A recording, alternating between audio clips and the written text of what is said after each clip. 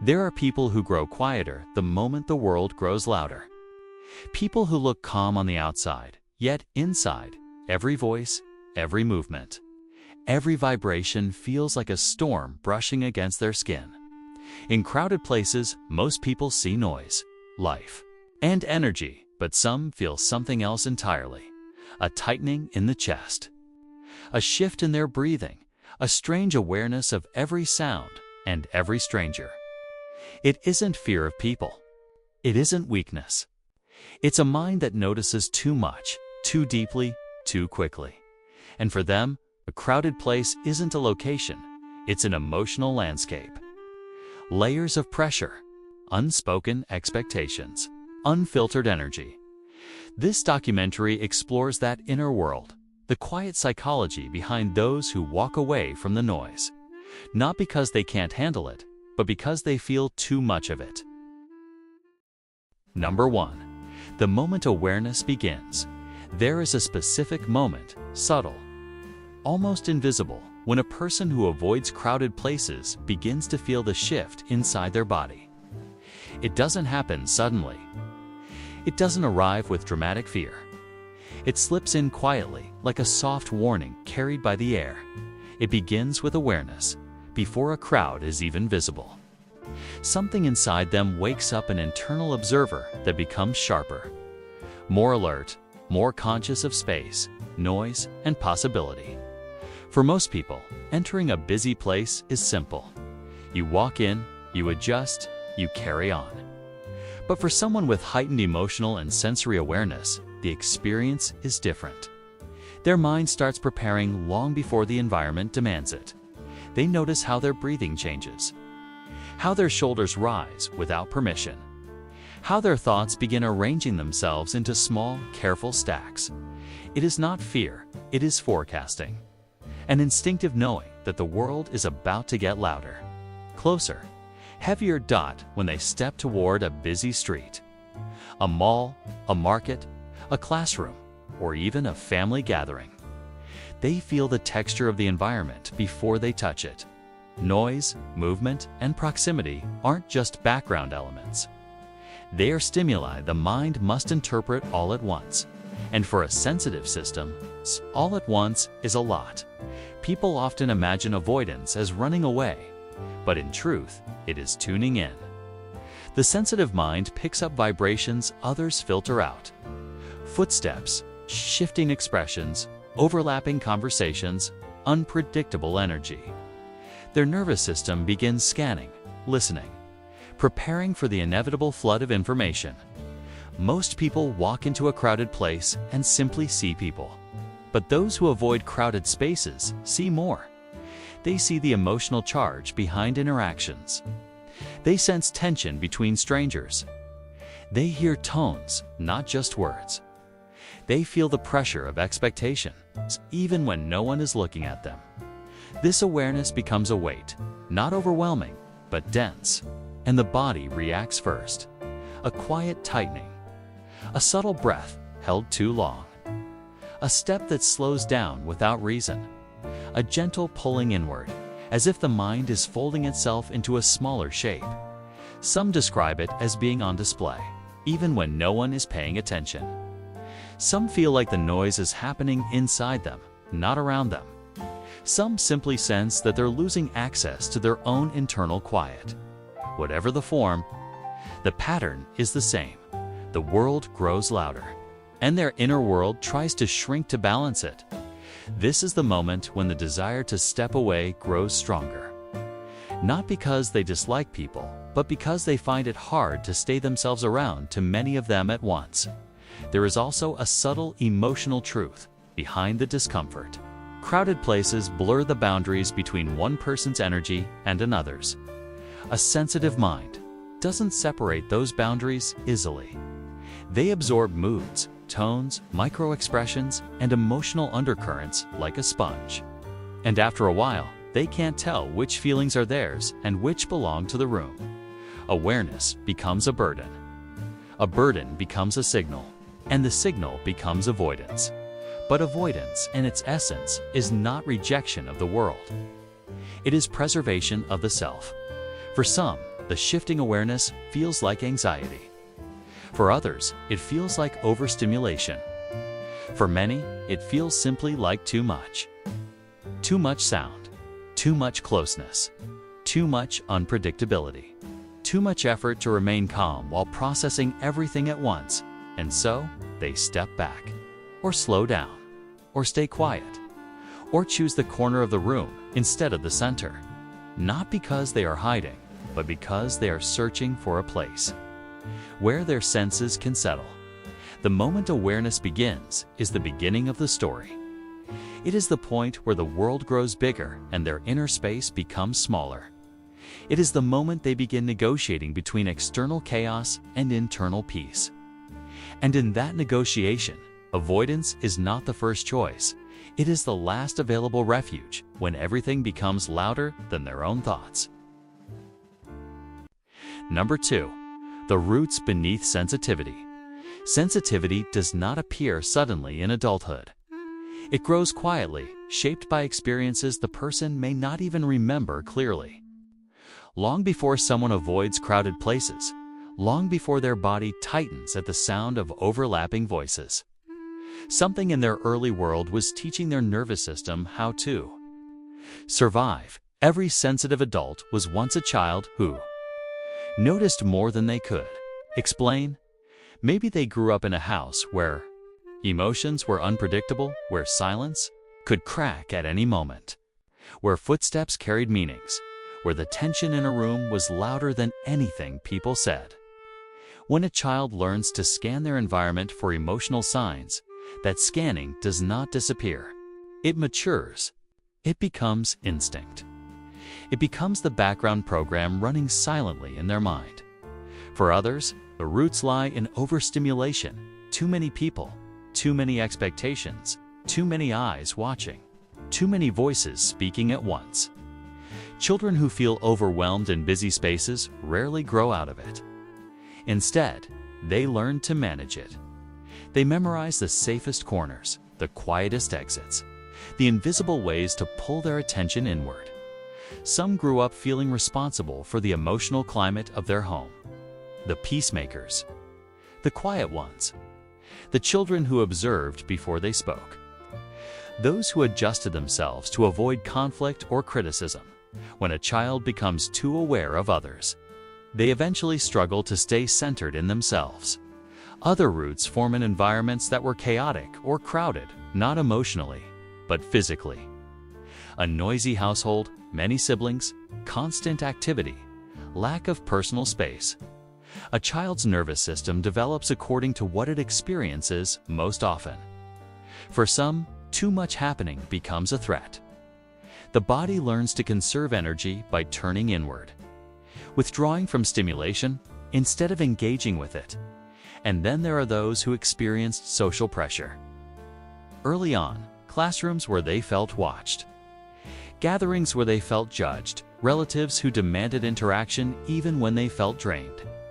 A child who feels too seen grows into an adult who avoids situations where the world can stare again. But the deepest root of sensitivity often lies beneath all these experiences.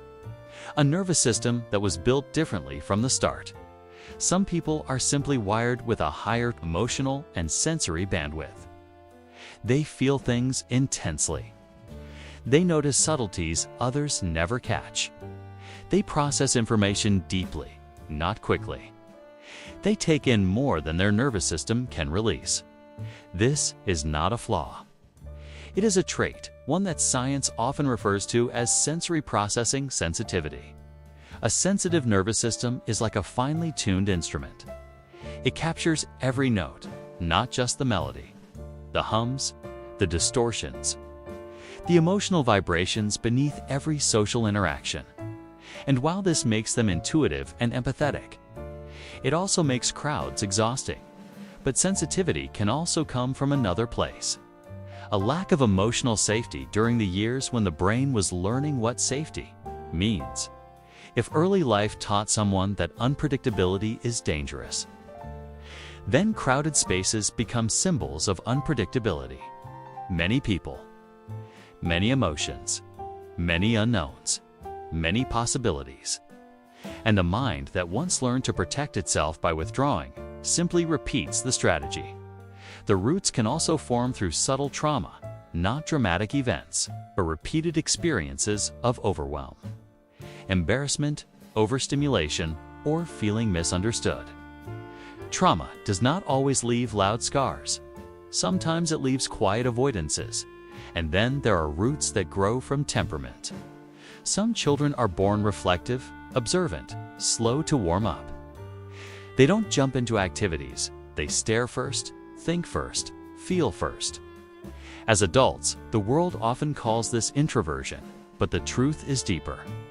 It is a nervous system that prefers low stimulation, gentle environments, and emotional clarity over chaos. No matter where the roots come from: childhood. Temperament, emotional unpredictability. Overstimulation or hypervigilance, the pattern is the same. The person learns to protect their inner world by controlling the outer one, and the easiest environment to control is the one with fewer people. They begin choosing quiet spaces over crowded ones, calm environments over chaotic ones, one-on-one connection over group dynamics, predictability over noise. Avoidance isn't born from weakness. It grows from adaptation, a system that learned how to keep itself safe long before the adult understood why. The roots beneath sensitivity are deep. They hold both pain and beauty. They explain not only why crowded places overwhelm a person, but also why solitude feels like home. Number 3. The science of overload, to understand why some people avoid crowded places. You have to understand what happens inside the brain long before the person ever steps into a room full of noise. Sensitivity is not simply emotional, it is biological, neurological, and deeply rooted in the architecture of the human nervous system. For most people, a crowded place is a simple change in environment. The mind filters background noise, ignores irrelevant details, and focuses only on what matters. But not everyone's mind works that way. Some brains are built with a wider open channel, constantly absorbing information without the automatic filters others rely on. This is where overload begins. Inside the brain, there is a region called the amygdala, the emotional alarm system. In sensitive individuals, the amygdala is more reactive. It lights up faster, processes social information more intensely, and predicts possible threats even when none exist. A stranger's expression, a sudden movement, an unexpected sound, all of it becomes data to analyze. Not because the person is fearful, but because their brain refuses to ignore anything. Every stimulus holds meaning. Every voice carries tone. Every movement becomes a signal. And when too many signals arrive at once, the nervous system becomes overwhelmed. This experience is called overstimulation. It's not panic. It's not shyness. It is simply too much input entering the brain at the same time. Psychologists often connect this pattern to sensory processing sensitivity, a trait found in roughly 15 to 20% of people. These individuals experience the world with amplified awareness, a biological sensitivity, not a psychological flaw. Their brains show stronger activity in regions responsible for empathy, attention, and emotional depth. This means that everything hits deeper. Sounds come closer. People feel louder. Energy becomes heavier. In a crowded place, their mind doesn't prioritize. It absorbs. The brain tries to make sense of dozens of signals simultaneously, and the body begins to reflect the overload. A shift in breathing, a rise in heart rate, a tightening in the chest, a draining of the internal battery. This is also why many sensitive people feel exhausted after social events. The fatigue isn't antisocial behavior. It's neurological depletion, the cost of processing more information than the average nervous system handles. Another component behind avoidance is social fatigue. The brain's response to constant micro-interactions, Even when they don't speak, their mind is evaluating social cues, eye contact, body language, emotional undertones, the atmosphere of a room. To others, the environment is a crowd. To them, it is multiple emotional channels playing at once. And then there's the factor of unpredictability. Crowds are fluid, uncontrolled, unclear. The human brain prefers certainty, but sensitive minds require it. When surrounded by too many unknowns, their nervous system struggles to settle. Their fight-or-flight response doesn't explode. It hums quietly in the background, pushing the body into a state of tension that feels invisible to others. What looks like calm on the outside is often a system working. Incredibly hard to stay balanced, but the most profound. Scientific explanation lies in how deeply these individuals process experience. Their minds don't skim the surface of reality. They sink into it. They analyze texture, tone, emotion, energy. What others overlook becomes detailed, and details accumulate rapidly in crowded environments. Even their senses behave differently. Lights may feel brighter. Voices may blend into a sharp wave. Touch may feel intrusive. Movement may feel chaotic. All of this feeds into a single biological truth. Their threshold for stimulation is lower. Not weaker. Lower because they experience more. Lower because they feel deeper. Lower because their brain refuses to mute the world, and when the world grows too loud, too close, too fast, their body sends one message: withdraw, not to escape life, but to reset the system, to return to a place where their mind can process, breathe, and exist without drowning in input. Understanding the science behind overload reveals something important. Avoidance is not a choice rooted in fear. It is the natural response of a sensitive nervous system protecting itself from excess. Number 4. The inner battle no one sees. From the outside, it looks simple. A person steps away from a crowded place. They excuse themselves. They say they're tired, or busy, or just not in the mood. But inside them, the story is far more complicated and far more human. People who avoid crowded spaces often live with a quiet inner conflict. A part of them wants to participate, to blend into the laughter and noise, to experience the world the way others seem to do so, effortlessly. But another part, deeper, older, more instinctive, pulls them back, whispering that the environment is too loud, too fast, too demanding. This is the invisible war. The desire to belong versus need to breathe. It happens long before they cancel a plan or step out of a room. It begins with a question they ask themselves more often than they admit. Why can't I handle what everyone else finds normal?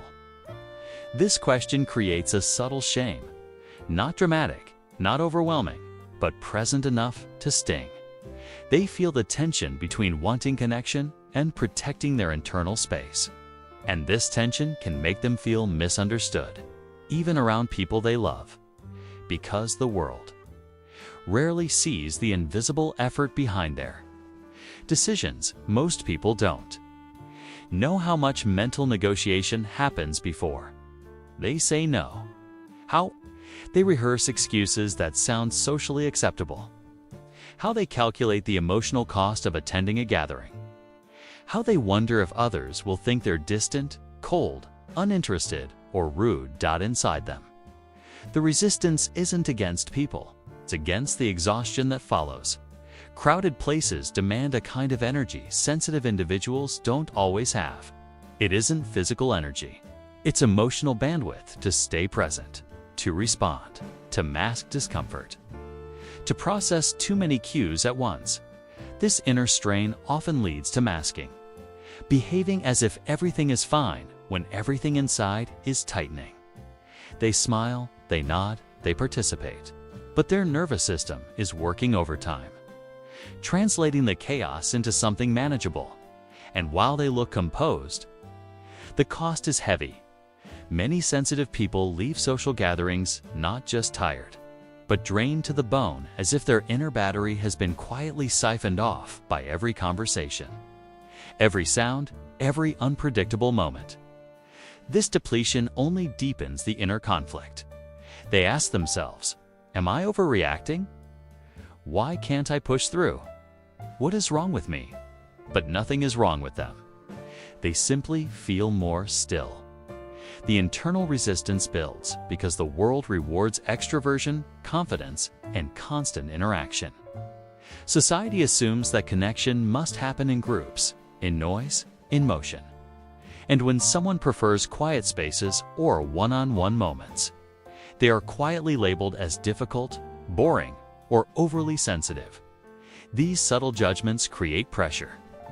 Pressure creates guilt. Guilt creates resistance toward one's own inner truth. And so, they live with a private contradiction. They long for closeness, but crowded places blur their identity. They crave connection, but noise erases their inner voice. They want to be present, but their senses demand protection. This internal tug-of-war leads to something else: self-criticism. They believe they should be stronger, more social, more adaptable. They compare themselves to others who thrive in noise, wishing they could do the same. But the inner battle is not a sign of failure. It is a sign of complexity, a mind negotiating between emotional depth and overwhelming environments. And the world rarely sees the courage behind their decisions. It's the courage it takes to protect their peace. The courage it takes to step back rather than break down. The courage it takes to honor what their body has been trying to tell them for years. The inner battle no one sees is not about avoiding life. It is about navigating life while carrying a nervous system that feels everything intensely. Number 5. The quiet realization. There comes a moment, not loud, not dramatic, when something inside finally begins to make sense. A small shift, a quiet awakening, a recognition that the reactions they've spent years fighting are not weaknesses, but signals. This moment often arrives unexpectedly. Sometimes during a conversation, sometimes in the middle of a crowded room, sometimes while sitting alone afterward, replaying the emotions they couldn't fully explain. It begins with a simple understanding. My mind isn't malfunctioning. It's communicating. For most of their life, they believed they were the problem. Too sensitive, too quiet, too easily overwhelmed, too unlike everyone else who moved through the world with such effortless confidence. But slowly, something changes. They begin to notice patterns, not just in their reactions, but in their truth. They realize that the discomfort didn't appear randomly. It grew from years of absorbing more than their nervous system could hold. It grew from childhood environments that demanded vigilance. It grew from a brain wired for depth, not speed. A heart wired for subtlety, not chaos. The turning point is not about suddenly feeling comfortable in crowds. It is about finally understanding why they never did, and that understanding softens something inside them. They start to observe themselves with gentler eyes. They see that the tightness they feel in noise is not anxiety, but overstimulation. The withdrawal is not avoidance, but self-preservation. The fatigue after social events is not antisocial behavior, but neurological depletion. They begin recognizing their sensitivity as a trait, not a flaw. A way of experiencing life, not escaping it. Sometimes the realization comes through science. They read about sensory sensitivity, introversion, or nervous system overwhelm, and the words feel like mirrors. This is me. This explains everything. Sometimes it comes through lived experience, like noticing how calm they feel in quiet spaces, how deeply they connect one-on-one, how clearly they think when not surrounded by noise. But the most profound moment arrives, when they start seeing their sensitivity not as fragility, but as clarity. Because people who avoid crowded places often have minds that do not rush. They reflect. They observe. They feel the emotional layers beneath every interaction, and in this realization, they discover something powerful. Their sensitivity is not a barrier to life. It is a deeper way of engaging with it. They also begin to understand that they were never meant to absorb the world all at once. Their nervous system was designed for slowness, presence, and meaning. Crowds do not offer any of those things. The turning point often brings a sense of relief. For the first time, they feel permission to exist the way their mind has been begging them to. Permission to choose environments that keep them grounded. Permission to leave places that drain them. Permission to honor the boundaries they once felt guilty for having. And as they reach this point, they begin to ask different questions. Not, what's wrong with me? But what helps me feel safe? Not, why can't I handle this? But what does my body need right now? Their compassion turns inward. And when this happens, something else shifts. The world stops feeling like a test they are failing, and starts feeling like a landscape they can navigate on their own terms. They gain a clearer understanding of who they are. Someone who thrives in peace, not chaos. Someone who connects deeply, not widely. Someone who sees nuances others overlook. Someone whose nervous system speaks in whispers, not shouts. The realization doesn't remove sensitivity. It honors it. It teaches them that sensitivity has always been their guide, leading them away from noise, toward places where their thoughts can breathe, and their emotions can settle into something real. The turning point is not the end of avoidance. It is the beginning of acceptance. Number 6. Returning to stillness. Healing for people who avoid crowded places does not begin in noise. It begins in stillness, the soft environments where their breath evens out, their thoughts untangle, and their senses finally loosen their grip on the world. Stillness is not isolation. It is recalibration, a place where the nervous system stops defending and begins settling, where awareness sharpens not from fear, but from clarity, where the mind returns to itself, unfiltered and unburdened. For people with heightened sensitivity, crowded places often feel like losing themselves in a sea of stimulation. But in stillness, they return to the parts of themselves that get lost in the noise. Their intuition, their depth, their quiet emotional intelligence, their natural rhythm. Healing is not about forcing themselves into environments that overwhelm them. It is about learning to move through the world without abandoning their inner pace. They begin to understand something essential. The world is not made only of loud places. It has slow corners too, quiet alleys of experience, spaces where the heart can breathe without rushing. Healing is recognizing that choosing these spaces is not avoidance. It is alignment. They start becoming more intentional, choosing environments that nourish them rather than drain them. They prefer meaningful conversations over crowded gatherings, depth over distraction, emotional clarity over chaos. And in that choice, they begin integrating sensitivity with strength. They also learn to observe their internal state without judgment. The tightening of the chest, the sudden alertness, the need to withdraw. Instead of resisting these signals, they start listening to them, because a sensitive nervous system is not the enemy.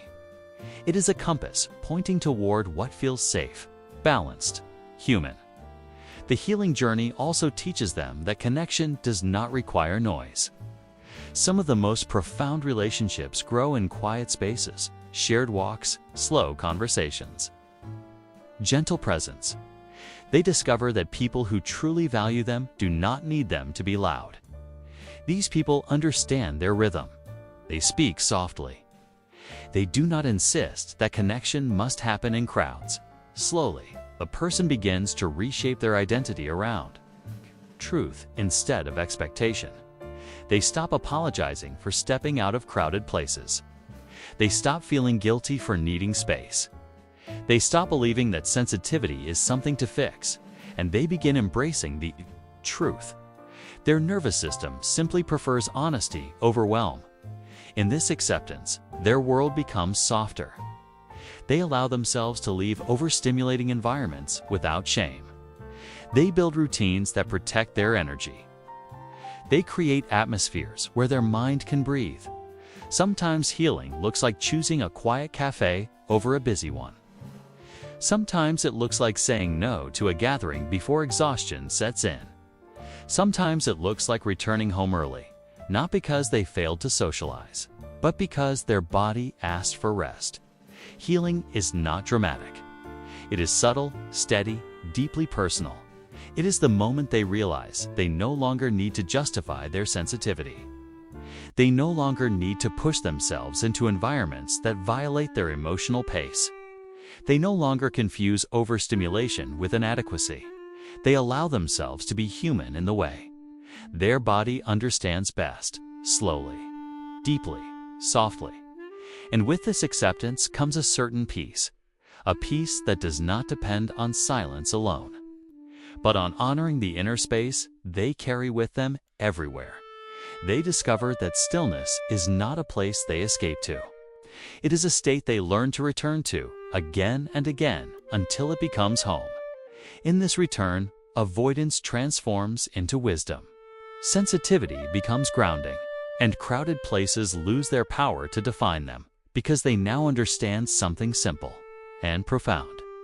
You do not need to belong everywhere. You only need to belong where your soul can breathe.